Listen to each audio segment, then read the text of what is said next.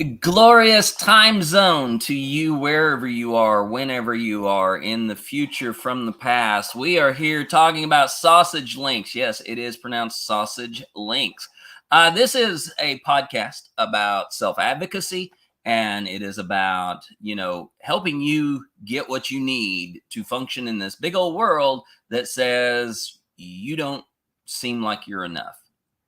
So we're going to tell you at least some things that you're going to be able to use to get you through life and do the things you need to do. I am Jeannie V. I'm one of your hosts. I happen to be a transgender woman, so your eyes and ears are not deceiving you. I am in a black sort of little corset top and short, sort of bobby auburn hair, and the background is blurred. You are not having visual issues or computer issues. That's just because my house is a mess and I don't want you to see that. So, and my co-host is right here with me, AJ.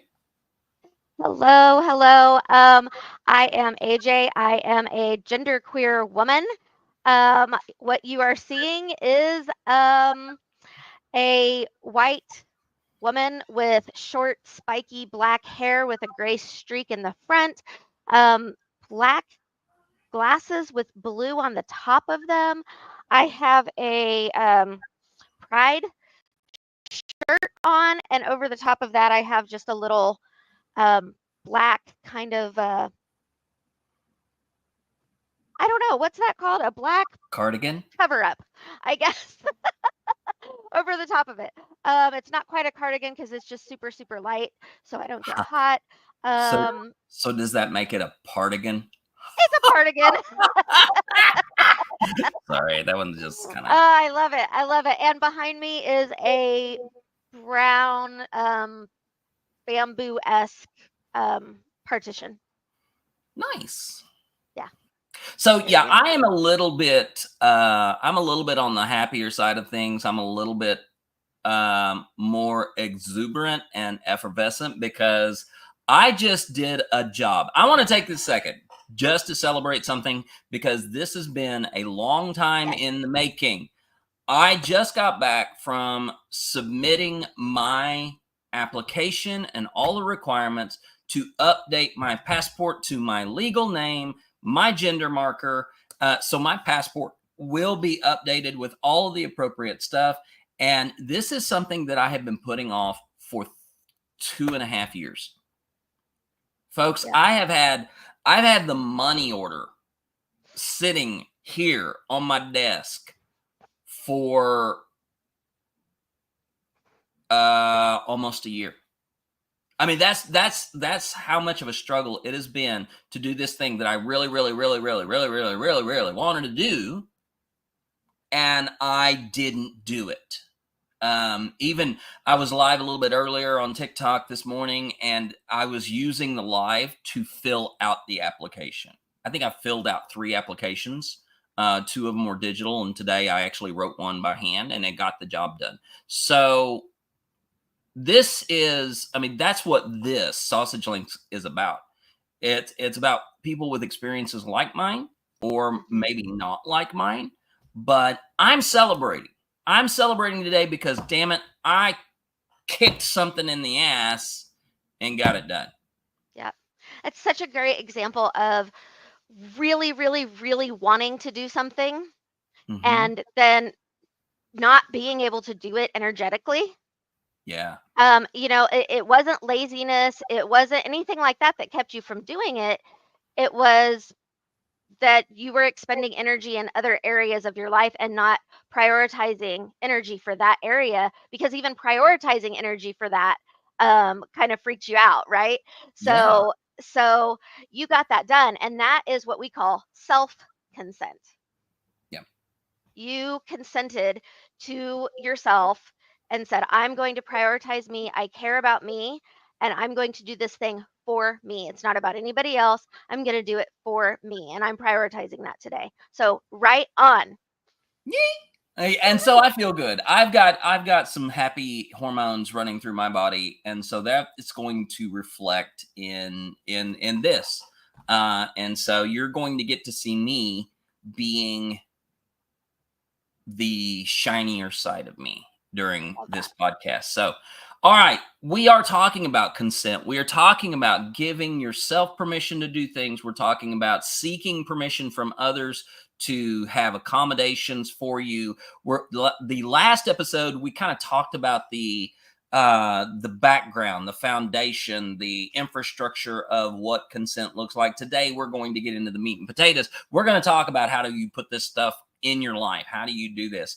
And one of the resources that AJ and I have that we've been talking about using and integrating is from the book that is called The Art of Receiving and Giving: The Wheel of Consent. And this book kind of goes into the subject of consent. It talks about it as it relates to pleasure and those type of things, but it actually, you can take out the word pleasure, you can take out the word anything like that, and you can insert the word accommodation, or you can insert the word achievement Or experience. or experience. Yeah. Any of these words that you need consent. Maybe you need it from yourself. Maybe you need it from others. Maybe you need to give it to others. So we're going to be talking about this. Part of the doing of this book is it's the actual wheel of consent. And no, we're not talking about, the wheel of morality that was on Animaniacs. We're talking about a wheel that kind of highlights how you get to a point of achieving what you want. Yep. And I mean, it kind of takes a little bit of time to kind of work through this, and so that's what we're going to do. We're going to talk about this, and Yep. AJ put the book up. You'll also find the website, so please feel free to use us as a starting point. So AJ, let's go through this wheel of Yeah. consent. So, first of all, let me just say both of us have worked with clients, and it's something that can take, it depends. It depends on the self awareness of the person. It depends on what beliefs they already have kind of set in, the biases that they have, um, the work that maybe they've already done on self compassion, um, on how long it takes to understand this. Some people, we can talk about it and it kind of starts to make sense right away. And after maybe 3 or 4 sessions, they're like, okay, I got this. I've been practicing this. It's great. And for other people, it might take a year of sessions. And some people, need to come back. So as we talk about this, please make sure you ask questions.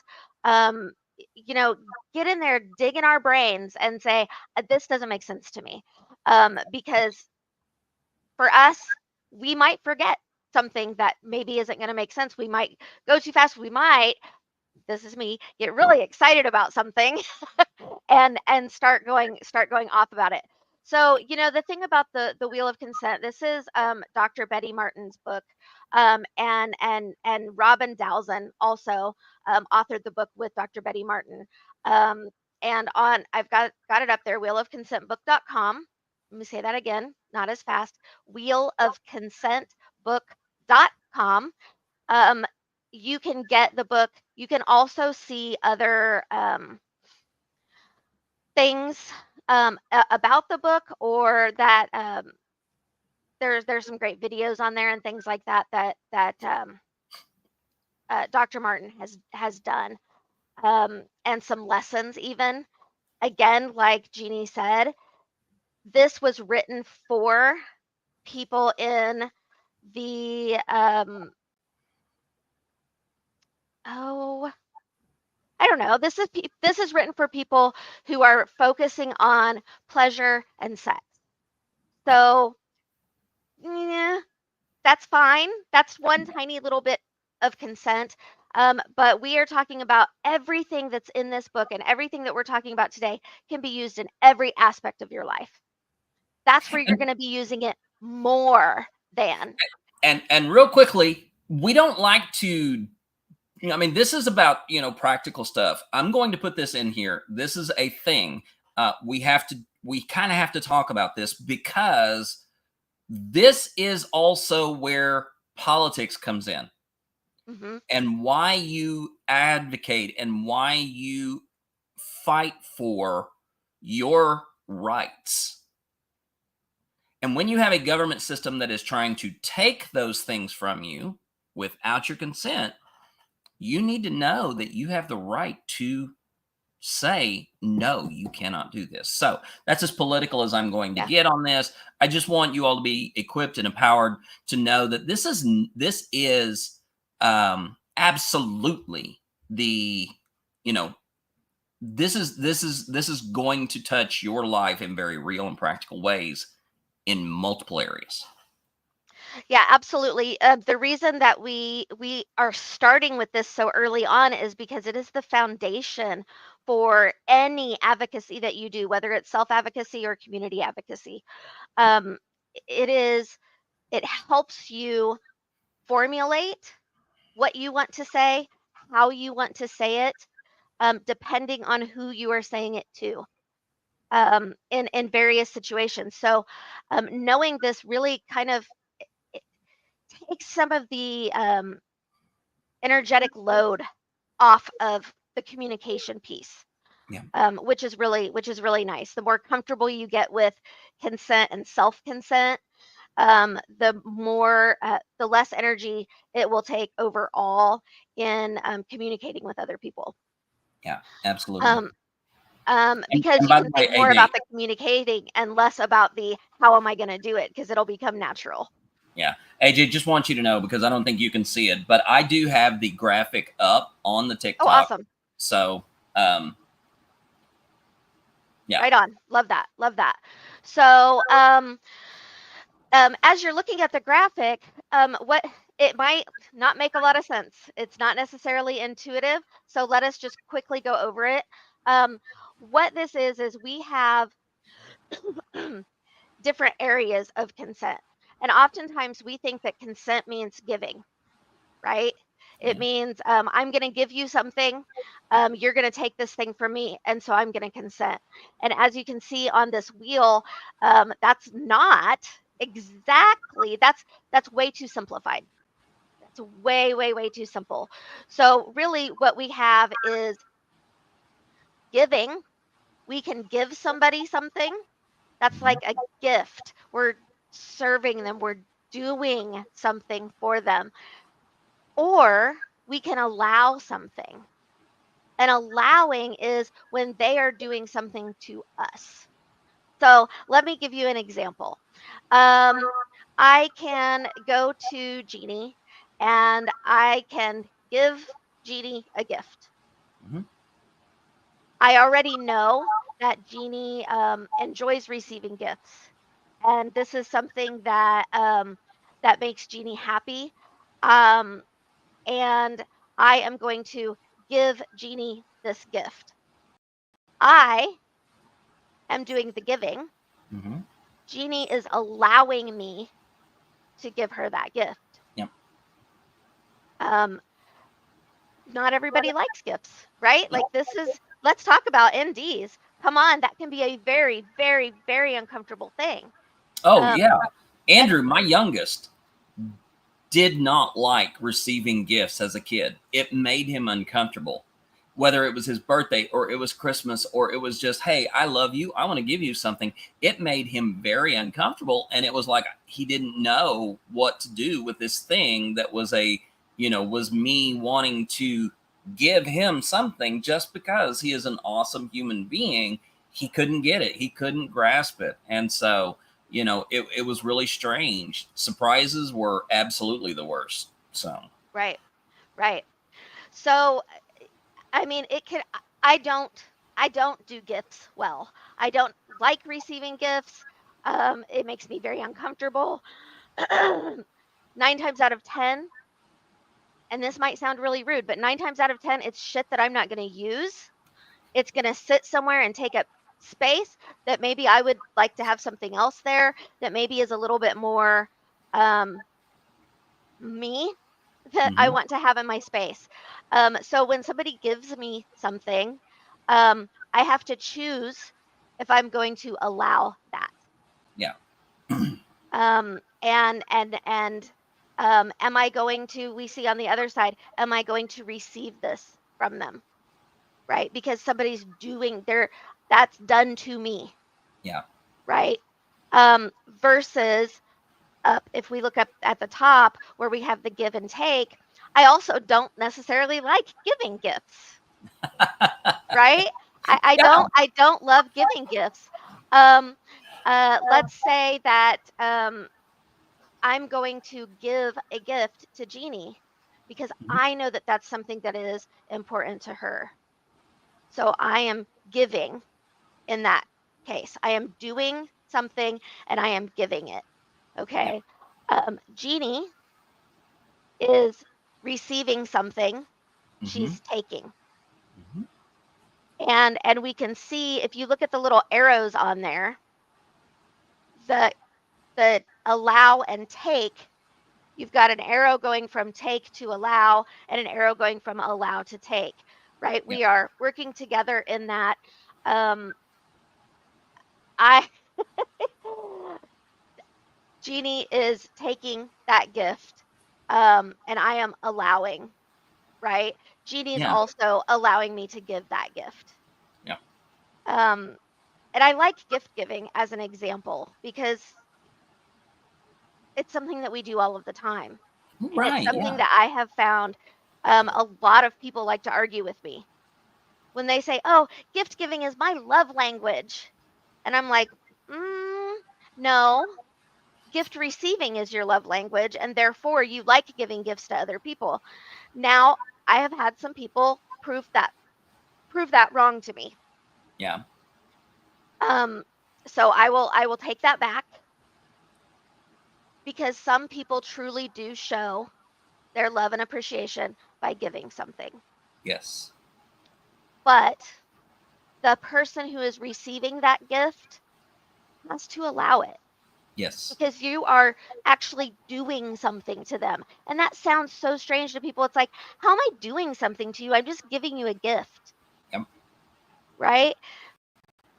But that's something that makes me so uncomfortable. I don't like it. And I know that it's your love language. And I really appreciate that. But I don't like this thing. I don't want this thing. In order for this to truly be your love language, you have to give me that gift with nothing attached to it, which Absolutely. means I don't have to say thank you. Mm-hmm. I don't have to keep it. I don't have to talk about it. Mm-hmm. And you don't have to see it the next time you come to my house. Right. And that's where it really, there's the consent piece, right? And this is, I mean, this is one of my pet peeves. If you give something with the expectation of how it will be received, it is no longer a gift. No. You are giving, you are exchanging. You want to make this a reciprocal because you want compensation from it. When we talk about a gift, we talk about giving something with zero expectation on the other side of that. But for some godforsaken, bizarre, strange reason, we have turned gift giving into a transactional process. Yes. And there's a lot of ways that we've turned everything about consent into a transactional, you know, we got to transact this. We have to, yeah, I have to get something from you in order to give you something. And it's a sick, messed up way because it's capitalism invading into human behavior. Right. Right. And we learn that as children, right? Like, oh, Yeah. they gave you a gift, say thank you. Well, I didn't ask for socks. In fact, I don't like socks. They have Right. little lines on them that really bother my feet. I'm not going to wear them. right? Like, And oh my God, if you were one of those kids who was told to write thank you notes and cards for getting something, and I'm like, I said thank you when I got it.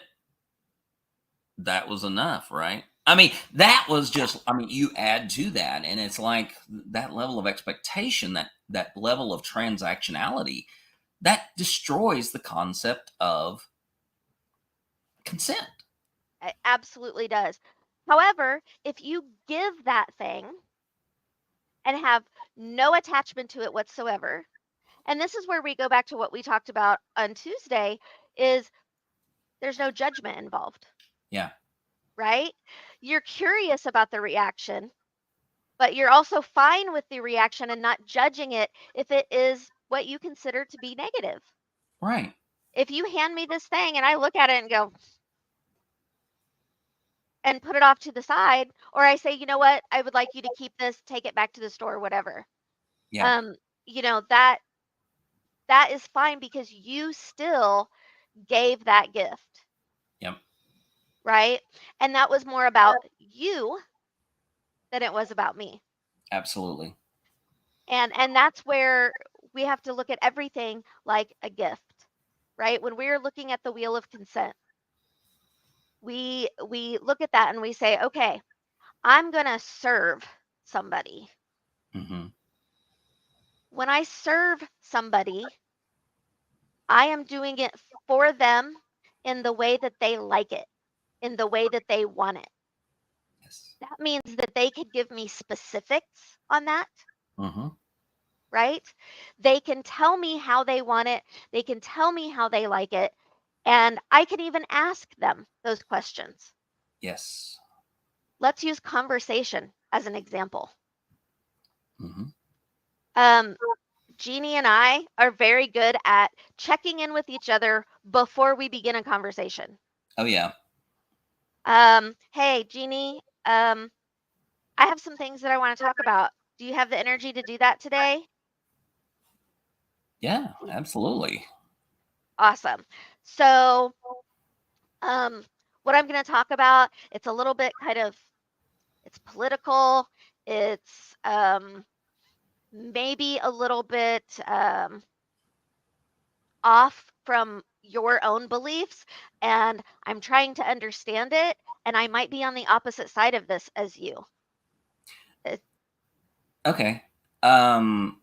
I'm not sure how deep I can go. So at some point I may ask to kind of just back off a little bit because I don't want to lose my temper. I don't want to get so involved in the idea of it that I would hurt our relationship. So I'm willing to have this conversation. I just want to be able to let you know that I may need to step back from it if it gets to be too much. okay, awesome. Um, I will do my best to do that. Can I just ask that if it gets a little bit too much, um, and I push, that you use words to tell me that and don't just hang up on me? Yeah, I will absolutely let you know. I'm not just going to shut down the conversation. I know I've done that in the past. I know that I've kind of, you know, left you hanging on maybe you did something wrong. I will let you know. I will verbalize that. Yes. Okay. Is there anything that I can do that will help you have this conversation with me? Just the area of mutual respect, just, understanding that both of us come from different experiences, and my experiences are not yours and yours are not mine. So just help me understand it in terms of your experience instead of absolutes. Okay. Okay. Um, if I do that, you might have to remind me using those words. Okay. Yeah. Because I know that I get in the but and I get really excited. So I will I will take it if you say, your experience. Right. And sometimes I'm very guilty of overgeneralizations and I don't allow for the individual experience. So will you help keep me in check on that one too? Because I don't want to overgeneralize and include you in something that you're not actually a part of. Okay. Okay, I can do that. Um, I have about an hour of Okay. time. If we need to go longer than that, can we schedule another time later? Yeah, because I have a hard stop at right at an hour from now, and so we will have to reschedule. But I will put on our mutual calendar, what's available, and then you can kind of see what happens in your calendar, and we can coordinate that. Awesome, awesome. Thank you so much. And then we delve into whatever the conversation is. This is not fake. Yeah. This is actually how Jeannie and I talk to each other and how we work together. And I think Now why we work together so well. it may be a lot more informal than that because we have shorthand. Yeah, absolutely. And AJ and I work on a very similar brain pattern. So it's like, yo, were we okay to talk about this today? And it's like, yes, but it may get long, so let's kind of keep an eye on the time. And we will shorthand this because we have been working together for 3 years. Yeah. And so it's like, when you develop that familiarity, it doesn't excuse the consent seeking. It Hmm. just becomes easier to find the language to ask for it. Yep, absolutely. Absolutely. So in that case, Jeannie is serving me, Yes. okay? And I am receiving the gift of her conversation and enlightenment and insight. Okay. So I am receiving that. Yeah. Um, and Jeannie is giving. Um, Jeannie is allowing, and I am taking. And that right there, if you reverse those two, if you serve when you're not really able to serve, if you don't have the spoons for it, if you don't have the energy for it, but you acquiesce, you are forcing that person to take Yeah. from you. You are forcing them to take something from you because you didn't give them true consent to be a part of that. You cannot serve that person if you are not, if you're not capable, you can't be there for them. So by not being honest and being open and saying, AJ, I can't do this one today. Um, I I got beat up this week on the politics, and I just can't have another political conversation today. Just can't do it. That's very honest. It's very real. It's very authentic. And I do not put AJ in a position of, without their consent, their knowledge, I have forced them into taking something from me. And then that comes with, I don't know what image you have up. Do you have the image that talks about the shadow side of each area, or is it just the No, image it is. itself? Yeah, it is just the image. It's the basic stuff. Yeah. Okay. So what Jeannie is explaining there is now I'm there's going to be feelings that are not great. Now I am being forced to do something. I'm being forced to serve, Yeah. right? In that case, and or Jeannie Right. is being forced to serve in that case because I go out and start the conversation anyway. Now Jeannie is serving me and in a martyr role. Yes. And now there's going to be feelings that I am privileged, I am entitled, and that could really hurt our friendship. If Yeah. Jeannie feels that I feel like I am entitled to her conversation and her insights whenever I want them, regardless of her feelings, then there are going to be some bad things about that. And when you understand the shadow side of this, that's when magic really happens. Yeah. The magic really happens when I go, wow, I allowed this to happen Yeah. and I tolerated it. I was passive. Yeah. I victimized myself. Yes. And now I'm angry. I'm resentful. And there's something, excuse me, there's something that's going to harm our relationship because of that. Yeah. And that can happen so easily and so fast.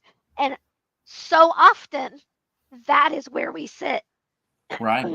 I apologize. This is going to happen a lot. That's okay.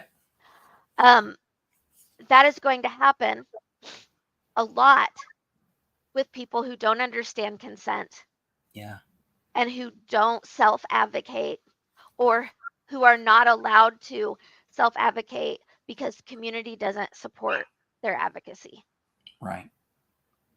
And over on the wheel, there's very important language that it can be overlooked or taken for granted or simplified so easily. But at the top of the page is doing. At the top of the image is doing. At the bottom of the image is done to. In doing, you are an active participant. In done to, you are a passive participant. But a passive does not mean that you are out of control. For example, I don't know how many of you really like a massage. You book a massage and you go in and you lay on the table. You are having that massage done to you. Right. You are receiving that massage as a passive participant, but you were active As a in. consenting Exactly. passive, right? Exactly. You consented to that from the very beginning. You continue to consent throughout the process. And so you are not required to sit there in inactivity while this thing is being done to you because you have begun the process as an active participant. Yes. And you And can be an active participant at any point in time. And Jeannie and I might use a little bit of different language on this, but the mhm, meaning is still the same. And that is, are you doing the overall action or are you being acted upon? right. Right? And being a consensual passive participant, that language is easier for people to understand because really a consensual passive participant is someone who is still an active participant, Yes. even though maybe the only action that they are doing is allowing and accepting. Yep. And But at and any point in time, you can say, I need you to softer, harder. right. And if at any point you no longer feel that you are being heard, if you no longer feel that you are being seen as a participant in this together, you have the permission to withdraw consent and say, hold on, wait a minute. We came into this together and now we're not together. You kind of went on your own way. Now I need to kind of take that back. Going back to the conversation. If, if AJ and I are talking about politics and I say something along the lines of, Jesus, cisgender people are so fucking horrible. They don't get it. Right? Yep. AJ has permission to say, Jeannie, you have cisgender people in your life who know what's going on. They understand. So remember, I ask Angela to keep me accountable to generalizations. If I continue to allow that generalization to go on, if I continue to use that, I ignore AJ's participation in that. And Yeah. it's like, well, if you're gonna use generalization, AJ has every right to say, if you're gonna continue to use generalization after I brought it to your attention, then I'm not gonna stay in this conversation now. Yep. And that's okay. It is absolutely okay to say, I'm not being allowed to be a consensual, passive participant right now. You've taken that away from me. And so I want to step back away from that. And it's okay. Yep. And of course, just because something's okay in one conversation doesn't mean it's okay in this conversation. Just because it was okay earlier in the conversation doesn't mean it's okay right now. Right. And sometimes we do that. We do that because I can be really, really harsh. Yes. And sometimes that's not what Jeannie needs. And occasionally I mess that up. And I'm like, Jeannie, give it a break. You're so full of shit. Yeah. And that's not what she needed right then. And that created defensiveness. Almost the posture that the posture that she just got actually was what I would see, right? And Mhm. and that would let me know that I need to back off. And if Jeannie does that posture and I say, I'm sorry, I pushed a little too hard, didn't I? And she's like, no, it's all right. And I'm like, okay, now your voice is telling me that, And let's and and stop then the it's conversation. and then it's again, okay, Jeannie, you're piling bullshit on bullshit. So let's stop this. Yeah, yeah, yeah, yeah, yeah. And vice versa, right? Yeah. There are times when Jeannie's the the person who I'm leaning on, and maybe something that would normally a joke, maybe that would normally be okay. I would be like, you know what, now's not the time. Yeah. And that's a great friendship and a great way to work together. Really a great way to work together. Yeah. I mean, if I have the image of AJ crawling up on the cabinets, just because she can't reach something on the top shelf to get something, and I make a joke about munchkins, that may not be the right moment. Yeah, like when I have a broken leg and I can't, and I have to ask for even more help than normal. Oh, no, never, never. Oh my goodness. Jessica is joining us from YouTube and says, from the example of the conversation that starter that we did, she Yeah. says, what a beautiful practical example of how to prepare for hard conversations so that everyone goes into the situation feeling prepared, respected, and heard. Yeah. That's the It- goal. yeah, absolutely. And like I said, over time, familiarity and intimacy, you don't have to be as formal with that, but you become more sort of innately connected in that. And so a lot of it, it's not skipped over. It's not skipped over, but it is understood because the shorthand is there. And it's like, yeah, but let's stay off this topic. And that's all. That's all you have to say, and it works. Yep. So let me just say, in the Self Advocacy Survival Guide, when you have that in your hands and you're reading it, we're not going to go this in depth specifically on consent Right. because we will share the resource of the Wheel of Consent with the folks. Sausage links is where we get to go a little bit more in depth on this. And that's why we're having this conversation for so long today.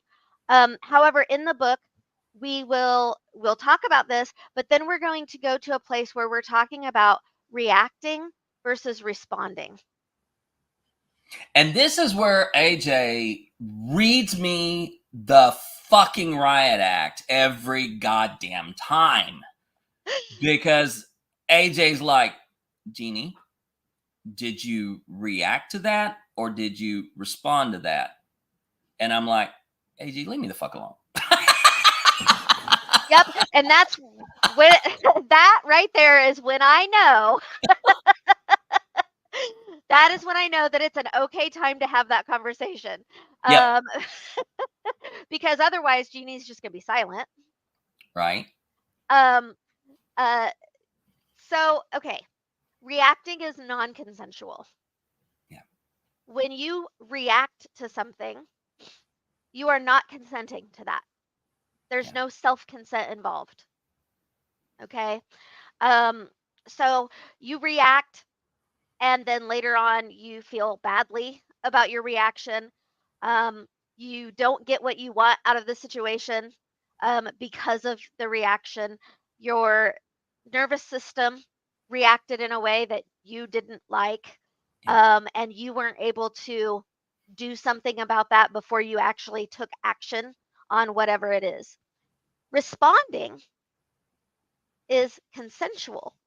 Yes. Responding is where the self consent comes in. And again, we talked about self awareness. Being self aware, recognizing your nervous system response, Mm-hmm. and being able to say, that is not the appropriate response to this experience. I'm going to expend some energy to do it this way. I'm going to step back for a minute. I'm going to process this if I can. If I can't process it, I'm going to step away. I'm not going to participate. Yep. And that it can be very difficult. But the reason that we are creating the survival guide, because people told us that they wanted it, Right. was because so often there's this immediate reaction, right? Hang on just a second. It's widget time. Midget, come here. Hey, come here. Come here. Widget is giving us a break because most likely Widget either absolutely needs something or is picking up on a little bit of AJ's passion, discerning that as a problem. Yep. So, I mean, very good dog. We, Come here, we baby. love Widget. Come here. So, Come here. Come here. Okay. and if you see Widget stick his mouth or stick his nose in Angela's mouth, Come um, that's just part of his. That's part of his service. It's when we get to talking about consent and you start talking about a dog shoving their snout into your mouth and it's part of their service and you're kind of allowing it, accepting it, you know, it's just part of the weird ways we work. You are absolutely right. Widget was feeling my energy, so he asked me to step away for a minute. Here he is, and now he's gonna give me that weight in the pouch, so I don't get overstimulated, which I can Right. tell by my breathing I absolutely was. But good Yeah. baby, thank you. Lee said, "Did you know that wolves get to know people by licking inside their mouth?" Widget does that absolutely to every single person he meets. He wants to do that. And Dinah does it just because she's French. um, we call Widget the dentist because he goes straight for the mouth every time. Yeah. Um, And by the way, yes, I do have a picture of Widget inspecting me when I got to meet Widget. So yeah, it's there. okay, let me take this off of here. We are moving on from the wheel of consent. And we were talking about reacting versus responding. Yes. So when we take offense or we become defensive, that's a reaction.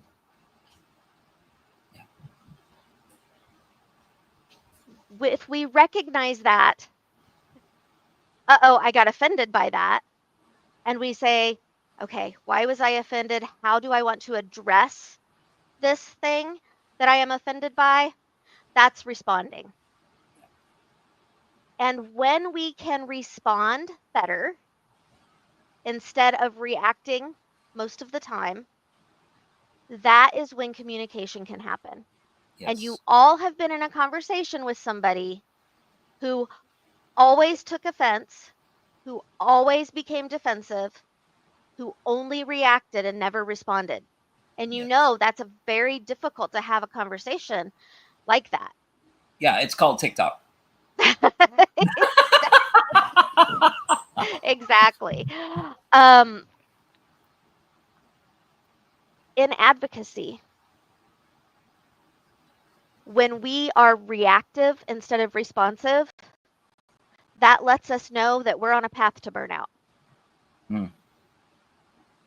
That lets us know that we're overstimulated, even if this is the thing that you love the most in the world. Yeah. If you are reactive instead of responsive, you are on the path to burnout. Yeah. And if you, from personal experience, if you get to the place where you can't react, much less respond, you could be inside of a mental health crisis.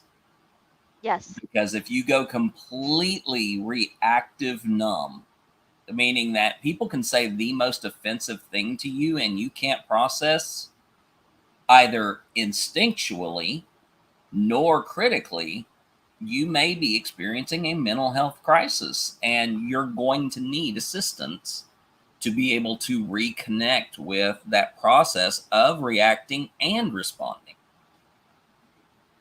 Yeah, 100%. Um, I think I was talking about why the survival guide, right? Yes. Yeah. Why the survival guide? In 3 months of listening sessions, what we heard was people wanted the survival guide.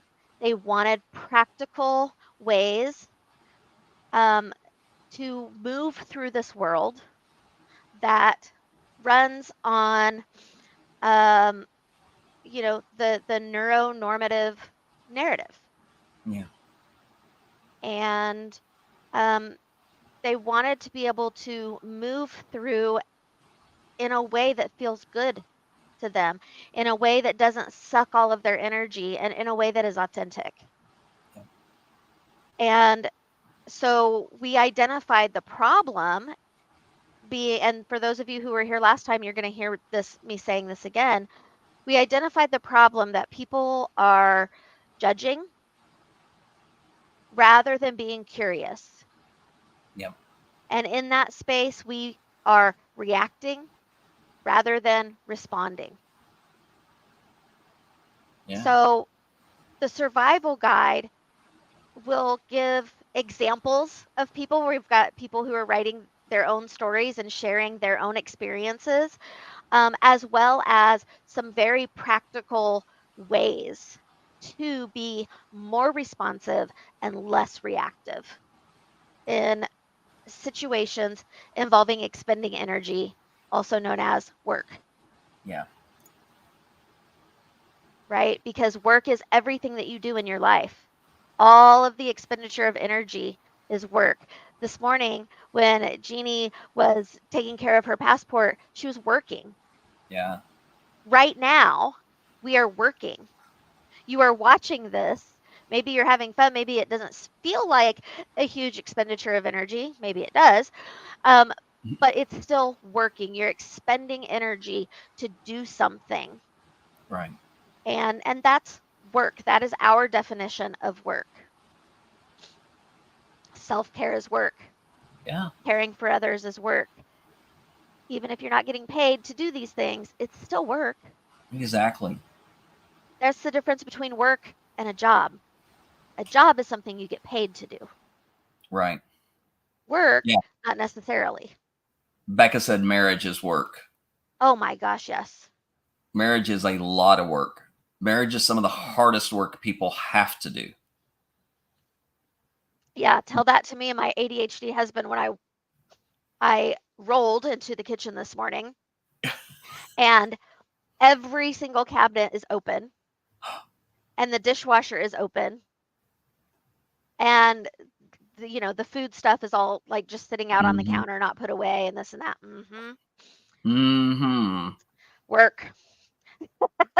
Right. I had to And work to respond rather than react.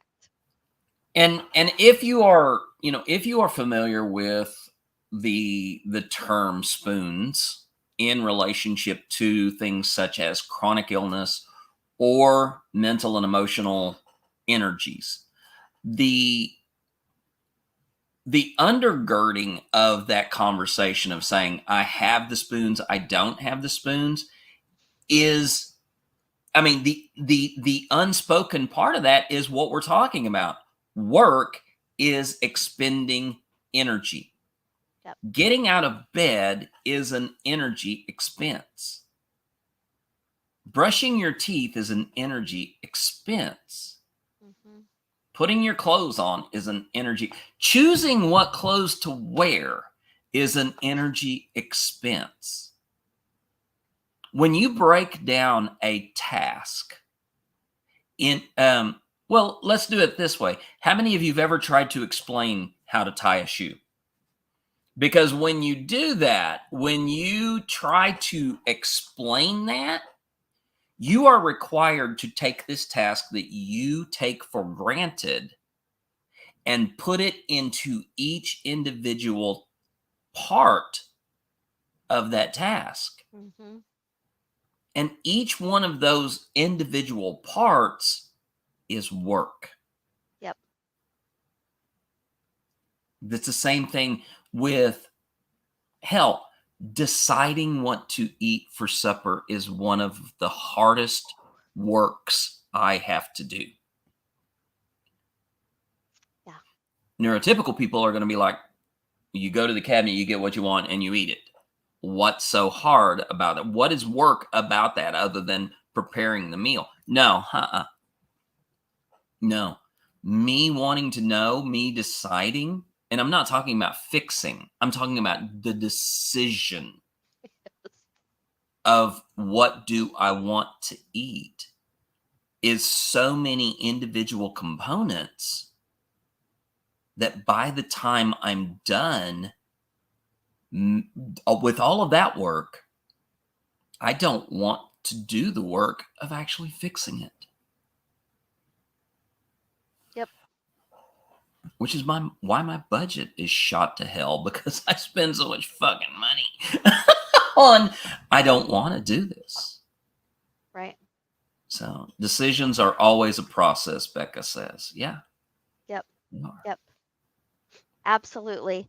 And going back to consent, Mm. Jordan and I often will have the conversation about, well, what are we going to have for dinner? Or where are we going to go? I want to go out to eat. Where are we going to go for lunch?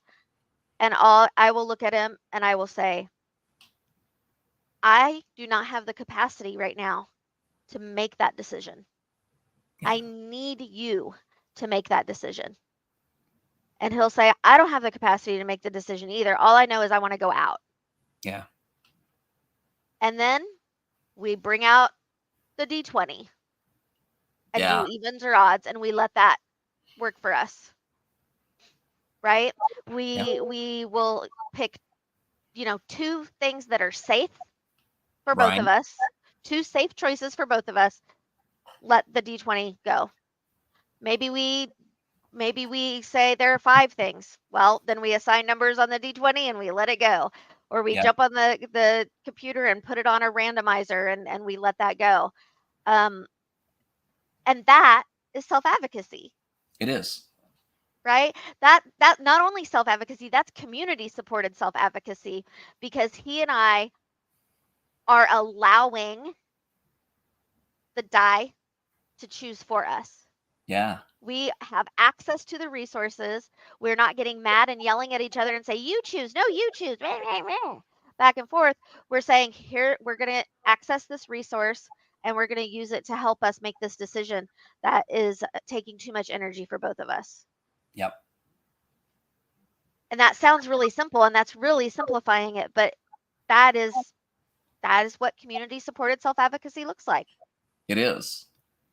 Even when the community is an intervention of a mechanical randomizer, that is still community, because it enables those who are involved in the process of decision making to come to an easier agreement. Yep. That's a resource that we have put into the community we call our family. Yeah. Awesome. Yeah. Yeah. That's a lot. I mean, It is a lot. This was a lot. We're kind of at an hour. So I think we're going to go ahead and wrap right here. If you're good with that, AJ. Absolutely. Okay. Once again, if you have questions, now is the time to drop those questions in. We got a little bit of time to work through something. Big John said over on TikTok that holidays are both work and processes. Oof. Yes. Legitimately, I don't do holidays anymore because I don't have the ability to work through those anymore. Yep. Just first of all, the level of expectations are just too much. Christmas just breaks me anymore. Mm-hmm. Thanksgiving. Oh my God, Thanksgiving. Even the very idea of somebody saying, "Hey, we are having a Friendsgiving. Would you like to join us?" And all of a sudden my brain is going, what do I have to do? How do I have to come? And it takes so much work. And so, yeah, holidays are work. And the process of getting through the holidays is overwhelming at times for some people. Yeah. And that's why holidays have changed so much over time. Yeah. It's not just because people are living in different areas of the world.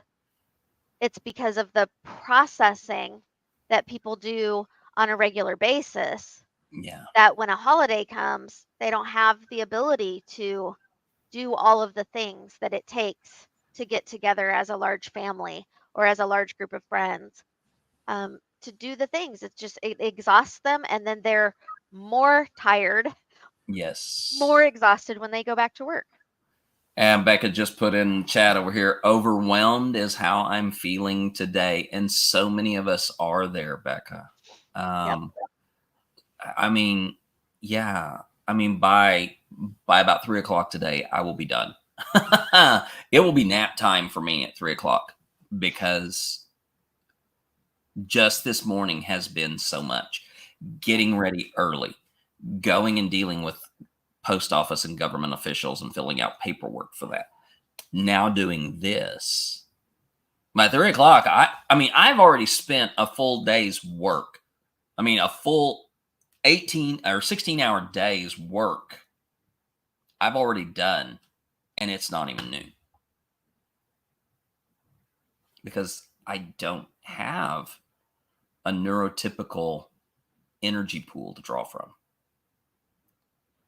I have a different kind of energy pool, and for me to get things done, if I even want to think about putting some things in a microwave to eat, I'm going to have a nap. Mm-hmm. Because you see, I wake up from the nap and it's immediately time to feed the dogs. And then it's immediately time to take the dogs out. And while I'm out there taking the dogs out, I look around and I see all this poop that I've not cleaned up.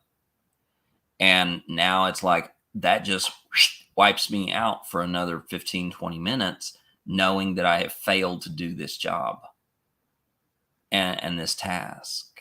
Mm-hmm. And that's why we're writing this stuff, y'all. We're writing this for people who find themselves in a similar situation, where all of a sudden they're overwhelmed. and they're just doing normal stuff. Yeah. And it's why we're asking y'all to participate if you want to. If you have experience that you want to share that you think can help others who may have similar experiences or maybe need to understand the experience, we're saying, let us know. We will figure out how to make it happen in a way that works for you. Yeah, absolutely. And, you know, AJ and I are both coaches. You know, we work with people in these areas. For those of you on TikTok, you all know that, you know, my areas of specialty are, you know, identity, relationships, intimacy, sex, sexuality, and Christian deconstruction. Guess what? All of this that we're talking about in the survival guide goes into every one of those conversations. Yeah. I mean, there is no separation for me. So if you are finding yourself in that place, if you're finding yourself in that situation where you need this, it's coming. It's coming, and it's going to be there for you. Yep. And we're going to have so many resources like the book, The Art of Giving and Receiving, The Wheel of Consent by Dr. Betty Martin, as well as Robin Dowson. That is just one of many, many, many resources that are going to be available in the book and on the website. Yeah. Absolutely. So right. Thank you, Yeah. Jeannie, for this awesome conversation today. Thank you you. to all of you out there for joining us. Yes, most definitely. Because this is for y'all. Like I said, like I started this, AJ and I do this on a weekly. So this is for you. Use it. Don't use it. Share it. Talk about it. Ask, call, write. You've got the information right over there on the other side of AJ. That, I mean, you can send us an email. You can hit us up on any of those platforms. TikTok, LinkedIn, YouTube. You can go over to YouTube or LinkedIn, and you can watch the archive of this live. If you want the archive with the graphic of the Wheel of Consent, let me know. I'll be glad to share that with you. So I'll put it in the description as well on YouTube. Awesome. And just understand that you have every right to be a consensual participant in your own self-advocacy and care. We want to help you get to that point. Yep. AJ, thank you so much. Love you so much. We will be back next week. Well, we'll be, if you're listening on a podcast, you're going to hear us again in just a few seconds when you move to the next episode. But for those of you who like to join us live, we will be here Tuesday at 10 Central, and you'll be able to be a part of the conversation. TikTok, YouTube, LinkedIn, and coming soon to a podcast platform near you. Thank you all so much. Have a great day. Go out there, take care of yourself, be good to yourself, and we'll see you next time.